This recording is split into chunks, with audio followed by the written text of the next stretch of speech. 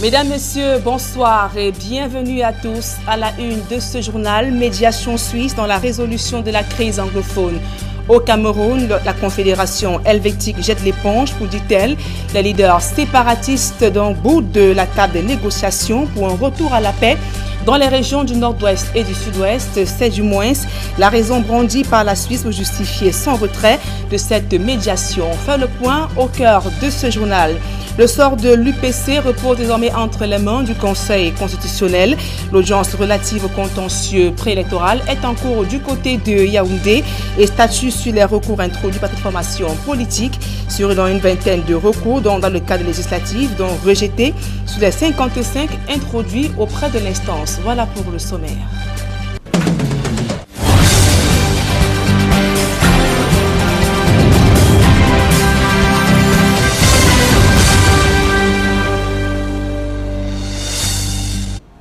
Mesdames, Messieurs, une fois encore, bonsoir et merci d'honorer ce rendez-vous de l'information sur Equinox Télévision. C'est l'actualité de ce jour, contentieux préélectoral pour les municipales du 9 février de 2020 dans le littoral. Les audiences sont donc ouvertes ce jour à 12 h à la cour d'appel du littoral. De nombreux cas, nos candidats aux municipales, tous désormais en attente des deux collèges des juges pour prononcer les délibérés où nous retrouvons sur place nos reporters Jean-Paul Chouniat et Dalastiana. Bonsoir à vous. Quelle est l'ambiance qui prévaut en ce moment à la cour d'appel du littoral?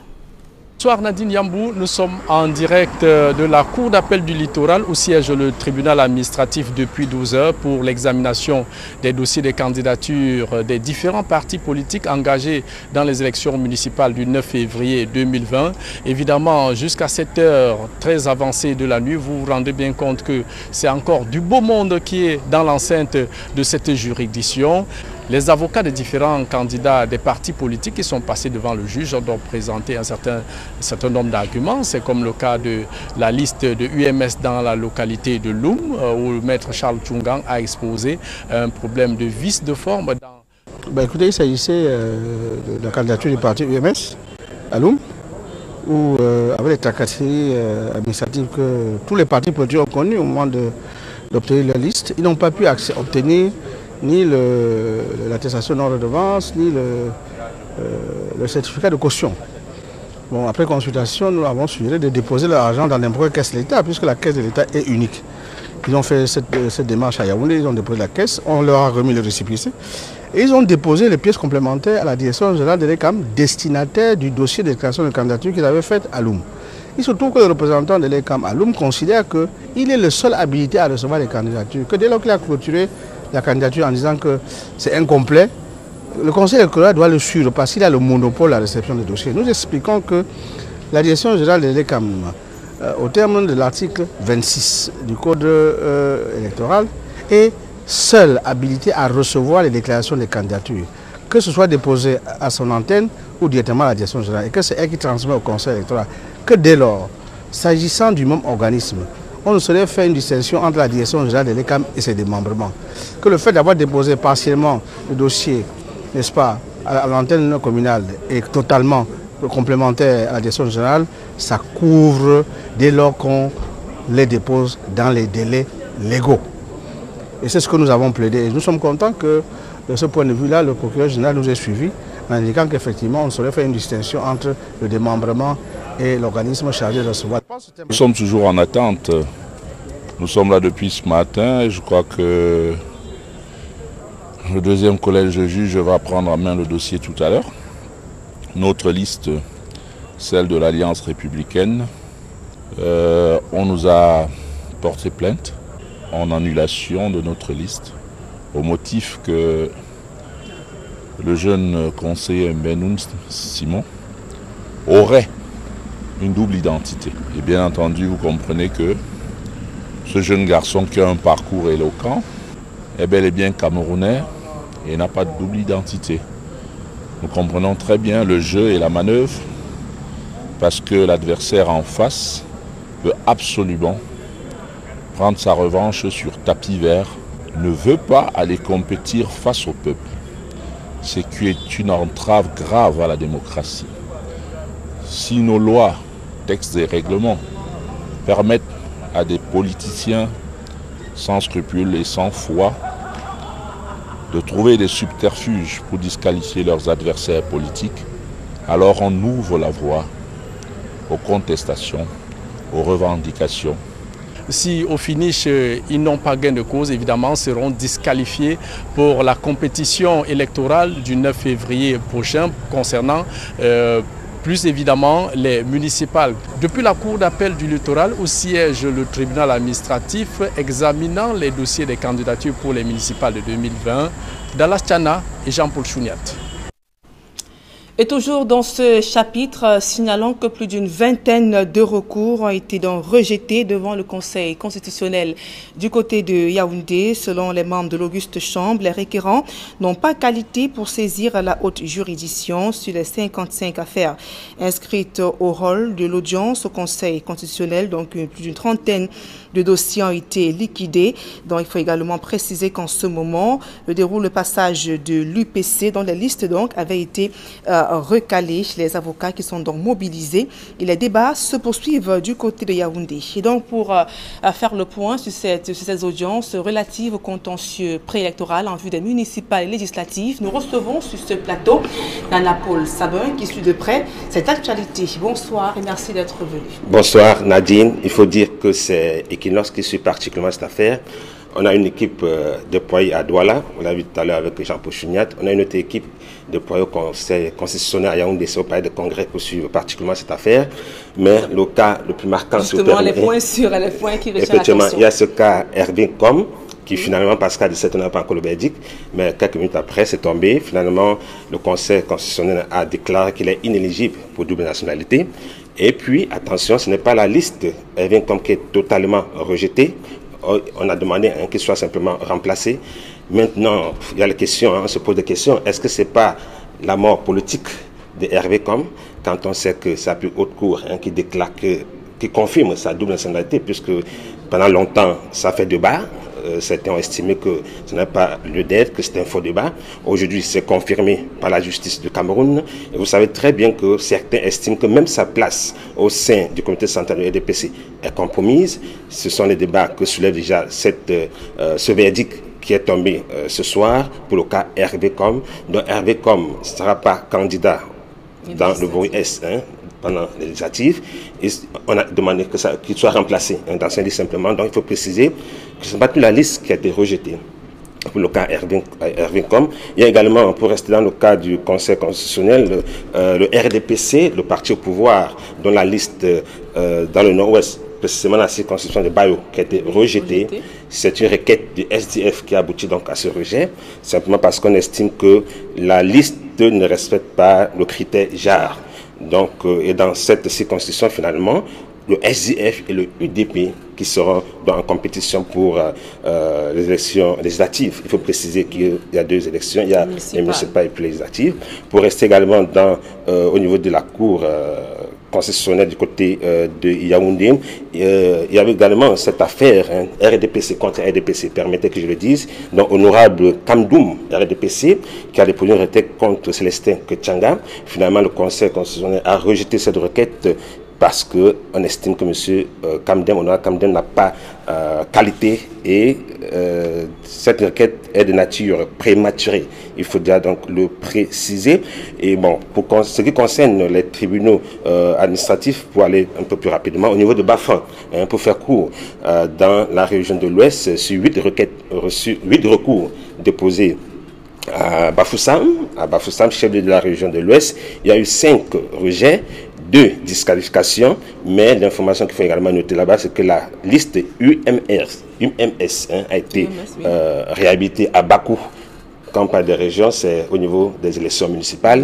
On a vu M. Tchungan défendre la liste UMS ici dans le littoral, c'est pour le cas de Loum, où la liste a été rejetée. Mais au niveau de Bakou, sa liste a été réhabilitée, donc il revient dans la compétition.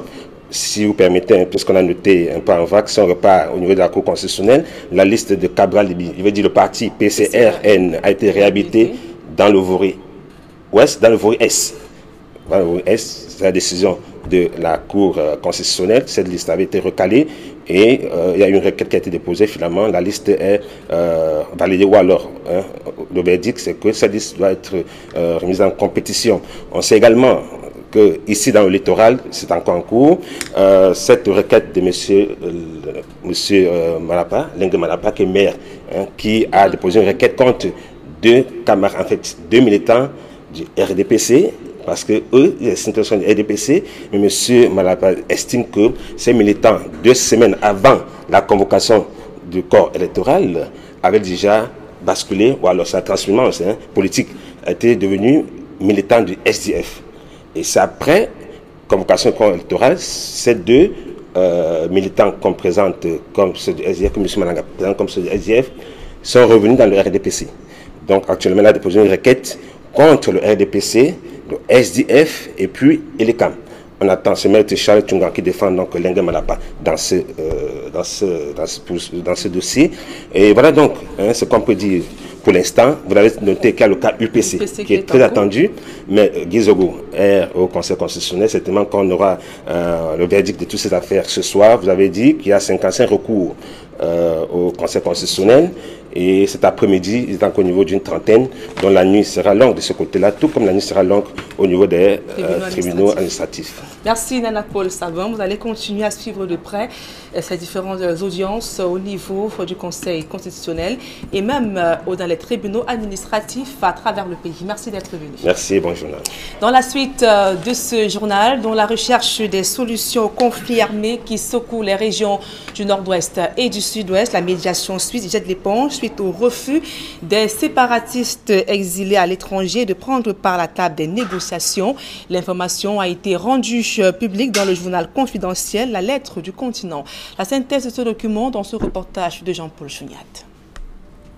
Impliqué dans la recherche de solutions aux conflits armés dans les deux régions anglophones du Cameroun, la Suisse se retire officiellement de la médiation entre le régime de Yaoundé et les séparatistes.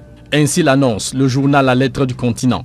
À en croire la publication d'Antoine Glaser, les autorités helvétiques se sont découragées suite au refus des leaders séparatistes exilés aux États-Unis de prendre part à la table des négociations. Et la décision secrète de la Suisse de tout abandonner serait d'une part motivée par l'annulation de la concession du terminal à conteneurs du port autonome de Douala au consortium italo-suisse Terminal Investment Limited. Du moins, précise la Lettre du Continent, les autorités suisses restent officiellement disposées à mener cette médiation si les deux parties en conflit le désirent. En plus de la diplomatie suisse, l'ancien bâtonnier anglophone Maître Akere Mouna est lui aussi très engagé dans la mise en place d'un dialogue entre le gouvernement camerounais et les sécessionnistes anglophones. Et ce, sous la conduite de l'ancien président sud-africain Thabo Mbeki et Alpha Oumar Konaré, l'ancien président de la Commission de l'Union africaine. D'après la Lettre du Continent, l'avocat camerounais serait crédité d'une grande influence pour ramener tous les réfractaires anglophones au pourparlers en vue d'un retour à la paix au nord-ouest et au sud-ouest du Cameroun. C'est un nouvel épisode dans la controverse autour de la concession du terminal à conteneurs du port autonome de Douala. Le PAD invite notamment Douala International Terminal à liquider les droits de ses employés avant la fin du contrat avec l'autorité portuaire, une interpellation qui intervient après la reprise en main de la gestion du terminal. Un nouveau développement qui montre que la passe d'armes est bien loin d'être achevée entre les différentes parties. On fait le point dans ce reportage d'Innocent Abega et Donald Brice Kamgan. L'instruction a été donnée mardi à Douala International Terminal, l'actuel concessionnaire du terminal à conteneurs du port autonome de Douala. Au terme d'une réunion à laquelle l'entreprise du groupe Bolloré aurait pris part, d'après le PAD, le port a invité le concessionnaire du terminal à payer dans les meilleurs délais les droits de ses employés dans la perspective de la fin de son contrat avec le PAD. Il s'agit de quelques 430 personnes qu'emploie le concessionnaire sur le terminal à conteneurs du port de Douala. Contacté, DIT indique en offre que le règlement de tels droits ne lui pose aucune difficulté, mais signale tout de même qu'il n'a pas été formellement notifié de l'interpellation du PAD. À une dizaine de jours de la fin du contrat de 15 ans de DIT au port de Douala, le port dit vouloir prendre les précautions afin que la transition puisse se dérouler sans embûche. Le port qui a créé il y a quelques semaines une régie déléguée interne chargée de reprendre en main la gestion de son terminal à conteneurs. En rappel, la justice avait débouté le port autonome qui souhaitait l'annulation d'une décision du tribunal administratif de Douala suspendant la passation du marché du terminal à conteneurs initialement attribuée au Suisse Terminal Investment Limited. Une décision de justice elle-même précédée d'une instruction de la présidence ordonnant l'arrêt du processus jugé irrégulier par Bolloré. À tout prendre, un nouveau rebondissement n'est pas à exclure. Des faits de société à présent, un gang de 8 malfrats appréhendés à Banjoun, dans la région de l'Ouest Cameroun. Le gang était spécialisé dans le vol et braquage à main armée. Après plusieurs semaines d'enquête, ils sont tombés dans les filets des éléments de la brigade de gendarmerie de Banjoun. Le reportage de Leclerc Saké. Voici la bande de 8 mousquetons qui donnait des insomnies depuis quelques mois à la population de Banjoun, dans la région de l'Ouest Cameroun. Elle vient d'être mise hors d'état de nuit par les éléments de la brigade de gendarmerie de Banjoun. Nous avons reçu un coup de fil du chef du village Moui qui nous signalait la présence des bandits qui avaient déjà éventré la toiture d'une bâtisse abritant les boutiques. Mon corps brigade et moi, avec le personnel disponible, sommes transportés sur les lieux et sommes parvenus à interpeller 3 de la dizaine de bandits qui étaient sur les lieux. Et après quelques petites interrogations, nous avons organisé une battue parce que ceux qui étaient enfouis ont pu être interpellés plus tard. Nous avons pendant la même nuit interpellé 2 autres bandits. Le lendemain, nous avons continué la battue et 3 des 10 ont encore été interpellés. Donc nous avons pu avoir dans notre NAS 8 des bandits qui étaient sur les lieux. Ils ont été entendus et déférés au parquet. J'ai envie de vous rappeler que ces bandits ont, en l'espace de 3 mois, commis 8 vols aggravés. Dans cette localité, les victimes ne se comptent plus. Moi, je suis retourné dans mon village, plus précisément à Moué, voulant faire un métier pour occuper les jeunes du quartier. Mais à ma grande surprise, les bandits sont venus en 2 jours consécutifs. Dimanche passé et lundi, vraiment s'aimer tout un désordre. Et je demandais aux forces de l'ordre vraiment de nous aider à ce niveau parce que je me sens frustré. Ça fait depuis 4 mois que je suis là dans cette affaire. Mais déjà, je me sens vraiment découragé. Ce jeune gang de malfrats, dont l'âge varie entre 14 et 19 ans, est spécialisé dans le vol des téléphones portables, télévisions et bien d'autres appareils électroniques. Tu tapes les plafonds, non? Tu as les clous sur les mains, non? Tu vas dire, je te jure, Bouddha. Tu vas parler. Tu vas parler. Tu as les clous sur les doigts pour enlever le plafond des gens, non? Tu vas me connaître. On t'a arrêté où? La criminalité est très accentuée pendant la période de fête dans la région du soleil couchant. Les forces de l'ordre appellent les populations à une franche collaboration pour mettre en déroute ces hommes sans foi ni loi qui accumulent les villes et villages de la région de l'Ouest. En bref, à présent, ces images de ce mouvement d'humeur des insuffisants rénaux ce matin devant l'hôpital général de Douala. Ces malades étaient une vingtaine, un échantillon de plus de 250 insuffisants rénaux affectés par la rupture des kits d'hémodialyse dans la région du littoral. L'hôpital, qui n'annonce aucune échéance pour un retour à la normale, révèle que la crise est évitée depuis 2 mois grâce à ses ressources propres. Suivons à présent cette réaction d'une patiente au micro d'Equinox Télévision. Présentement, nous sommes sans kit de dialyse. Cela veut dire que nous ne dialysons pas. L'hôpital nous a fait comprendre que voilà 2 mois qu'il y a des problèmes de matériel de dialyse. Mais qu'ils se sont battus durant 2 mois pour nous permettre de dialyser. Mais maintenant, je crois que la machine est cryptée. Il y a vraiment de sérieux problèmes, ça ne va pas. Et nous sommes dans l'incertitude de dialyser. On ne nous a pas donné de deadline. Si on nous avait donné une deadline que je vais dialyser mardi ou lundi de la semaine prochaine, je pourrais encore supporter. Mais là maintenant, ma vie est en danger. Je suis en danger parce que je ne sais pas quand exactement je vais dialyser. Il y a des personnes qui remédient à cette situation en achetant des kits de dialyse à 25 000 francs. Tout le monde n'a pas la possibilité de s'acheter un kit de dialyse pour pouvoir dialyser à 25 000 francs. Vraiment, nous appelons à la diligence de Monsieur le ministre de la Santé. Il ne faut pas qu'il laisse nos vies en danger. Nos vies sont en danger. Qu'il prenne vraiment les responsabilités des hémodialysés en main. Ainsi que Monsieur le Président de la République. Aidez-nous. Ne nous laissez pas mourir. L'hôpital général de Douala fait beaucoup d'efforts pour nous. Le problème est au niveau national. Ils nous ont dit que c'était un problème de système. C'est le système qui a un problème. Alors nous décrions ce système. Nous voulons rester en vie. Nous voulons être comme tout le monde. Et toujours dans ce registre santé notamment, la prise en charge des handicapés moteurs cérébraux préoccupe. Cette infirmité est l'une des plus complexes qui exige de la part de la famille du malade beaucoup de sacrifices. L'organisation de l'arbre de Noël en faveur de cette catégorie sociale offre ainsi l'occasion d'en savoir davantage sur l'infirmité motrice cérébrale qui touche plusieurs enfants à la naissance. Rodrigue Ngassi et Marcelin Gansop. Tous mes enfants naissent avec un problème d'ictère néonatal. Dur pour cette maman de joindre les deux bouts. 2 de ses 4 enfants ont une infirmité motrice cérébrale. Déjà, celui-ci, il a marché à 2 ans, il a parlé à 2 ans. Celui-ci, bon, il est là, je peux dire, il est invalide parce qu'il n'attrape pas tout seul, il ne s'assoit pas tout seul. C'est un peu ça les difficultés parce qu'il faut que je fasse tout. Non seulement la prise en charge nécessite beaucoup d'argent, il faut en plus être disponible, leurs conditions n'étant pas acceptées de tous. Il y a certains enfants qui sont dépendants à plus de 95%. C'est le cas de mon fils d'ailleurs, qui ne s'assied, ni ne marche, ni ne parle. Il faut donner à manger dans la bouche et des repas légers, mous ou en bouillie. Il faut enlever encore les couches chez un enfant de 9 ans.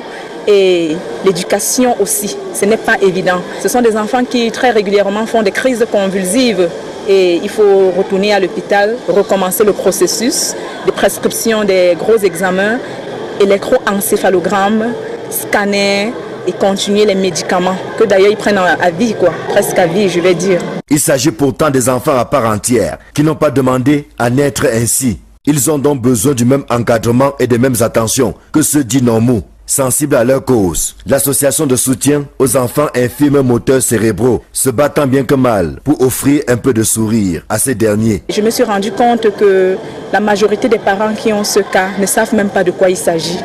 Et alors je me suis dit, pourquoi est-ce qu'il fallait se morfondre dans sa situation? Il fallait réfléchir, développer quelque chose déjà pour amener les parents non seulement à comprendre le cas, mais également à le prendre en charge et avec la joie malgré la difficulté.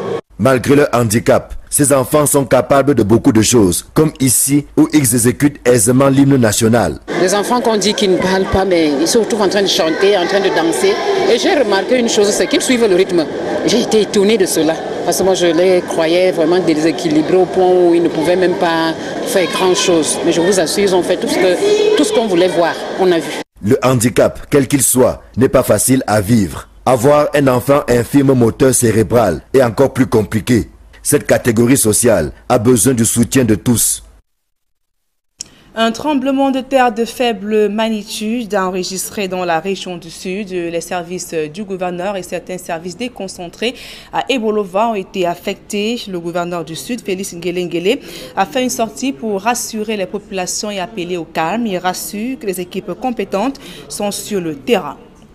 En religion, réunis à la cathédrale de Banka, les évêques prient pour la paix et la cohésion nationale. La messe d'action de grâce célébrée par Monseigneur Abraham Komé, évêque de Bafang, qui rendait également grâce à Dieu pour son élection à la présidence de la conférence épiscopale nationale, a connu la participation de nombreux fidèles, parmi lesquels les personnalités de la République. Andy Gagnon, Sylvestre Hippolyte Zangaou. Et voici la cloche de la cathédrale Cœur Immaculé de Marie de Banka sonne pour annoncer la messe pour la paix et la cohésion nationale. Accompagné d'autres évêques et prêtres, Monseigneur Abraham Komé, évêque de Bafang, rend également grâce à Dieu pour son élection à la présidence de la conférence épiscopale nationale. Dans la cathédrale, de nombreux fidèles, parmi lesquels des personnalités de la République, avec en bonne place Emmanuel Ngannou Messi, ministre des Travaux publics, représentant du chef de l'État, à cette célébration. La situation de crise que traversent les régions anglophones du Cameroun préoccupe les évêques, rappelle Monseigneur Dassi, évêque auxiliaire du diocèse de Bafoussam. Les choses semblent aller de mal en pire dans les régions du nord-ouest et du sud-ouest, devenues une véritable jungle humaine à ciel ouvert en plein 21e siècle. Les choses semblent aller de mal en pire dans nos villes où tant de déplacés internes nous retrouvent et sont accueillis par leurs frères déjà dans la précarité. Les évêques prient donc pour la paix et le changement des mentalités. Un message dont se saisit Moncam Pascal et Litu Onkam et PDG des hôtels La Falaise pour exhorter les hommes à faire du bien. Tous les êtres humains connaissent bien à 100%. Et tous les êtres humains connaissent aussi du mal à 100%. Je pense que le secret de Dieu est qu'il a mis en place beaucoup de temps d'action. Pourquoi est-ce que je vous dis ceci? Comment expliquez-vous que malgré que tout le monde sait que le bien est bien et le mal est mal, que plus de 95% des personnes choisissent de faire le mal? Mes conclusions de près de 90 ans d'espérance.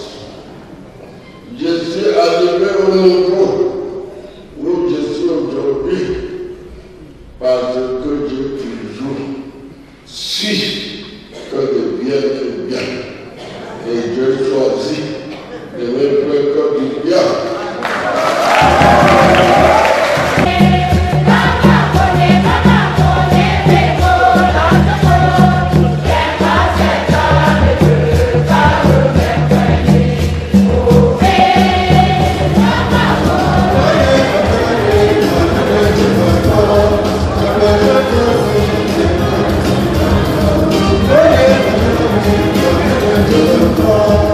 Pour cette messe d'action de grâce, des représentants d'autres obédiences ont répondu présents à l'invitation de Monseigneur Abraham Comé pour prier pour la paix. Je souhaite que l'enfant Jésus qui vient, lui qui est le prince de la paix, écoute le désir profond de tous les Camerounais. Je suis sûr que tous les Camerounais veulent vivre unis. Je suis sûr que ceux qui ont l'impression de vouloir partir ne font qu'exprimer, n'est-ce pas, ils veulent attirer sur eux l'attention pour que nous soyons davantage et de façon efficace ensemble. Que le prince de la paix vienne donc toucher nos cœurs pour que nous devenions davantage et avec lui les constructeurs de la fraternité, les constructeurs de la justice et de la paix. Cette messe d'action de grâce s'est achevée avec la promesse des évêques de continuer à prier pour la paix au Cameroun.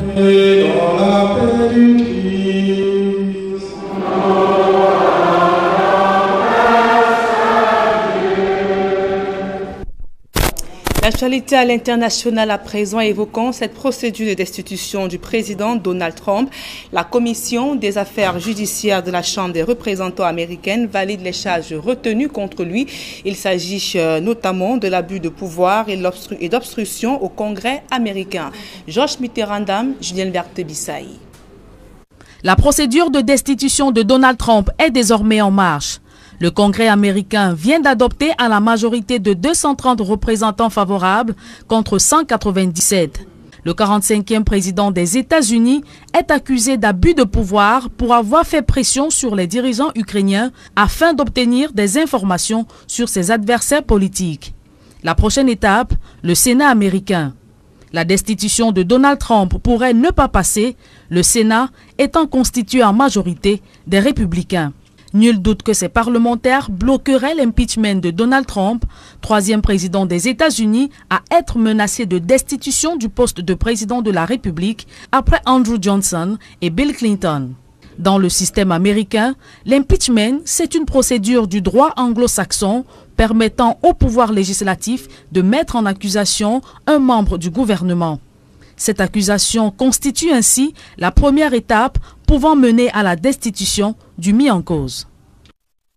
Sur son compte officiel, Donald Trump, Twitter, dont le président américain n'a pas caché sa colère, notamment à l'annonce de cette destitution. Donald Trump dénonce une haine des démocrates. Il a également ce qui démocrates, donc qui ne font rien, a-t-il précisé sur son compte Twitter. L'ex-homme d'affaires assimile cette procédure à du harcèlement présidentielle. La présence publique reportage, les populations du Mayo Tsanaga, meurtries par les exactions de Boko Haram, peuvent désormais se mouvoir en toute quiétude. Grâce à l'éclairage public, elles viennent donc de bénéficier des lampadaires solaires. Plus de précisions dans ce reportage. Située dans le département du Mayo-Tianaga, arrondissement de Mozogo, la localité de Mayo-Moskota compte une population d'environ 6300 âmes. Ses habitants sont majoritairement constitués des agriculteurs, de commerçants et sont reconnus pour leur convivialité et dynamisme, surtout pendant les activités communes. Depuis 2014, les multiples attaques terroristes ont paralysé plusieurs localités, semant la peur, la méfiance parmi les habitants et limitant les occasions d'échange, de dialogue, d'interaction et de construction des liens communautaires, surtout dans la soirée. Nous avons souffert durant les 5 dernières années et à cause de l'insécurité, notre patrimoine culturel a totalement disparu et nos familles se sont dispersées. C'est donc pour accroître les interactions communautaires et renforcer les liens entre les habitants que le programme d'appui à l'initiative communautaire, PAIC, en partenariat avec la commune de Mozogo, ont installé 37 lampadaires solaires et 74 bancs publics dans les villages de Moskota, Talakashi, Zelevet, Engechewe.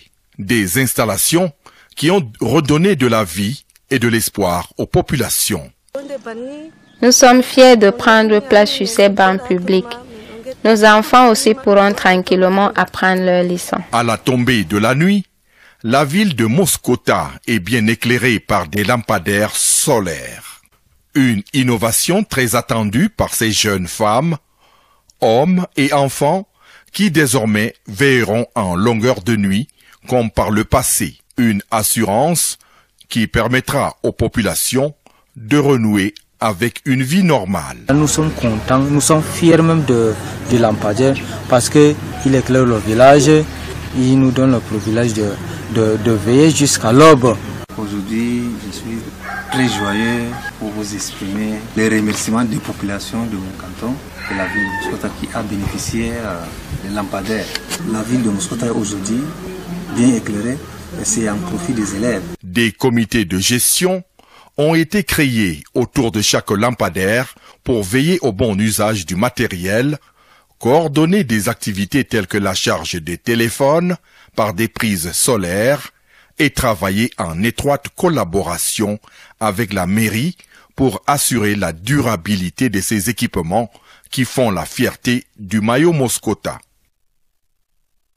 Fin de cette édition d'information, mesdames et messieurs, merci pour votre aimable attention. Dans un instant, le débrief du journal avec Serge Alain Autou et ses invités sur le plateau d'Equinox Soir. Serge Alain. Voilà, Nadine Yambo, un seul titre pour Equinox Soir, deuxième partie, le temps du débrief. Début des audiences de règlement des contentieux pour les élections législatives et municipales de février 2020. Un seul point à l'ordre du jour sur Equinox Soir. Bonne soirée à vous, Nadine Yambo. Bonne soirée à vous, Serge Alain Autou. Rendez-vous demain 20h. Exactement, 20h.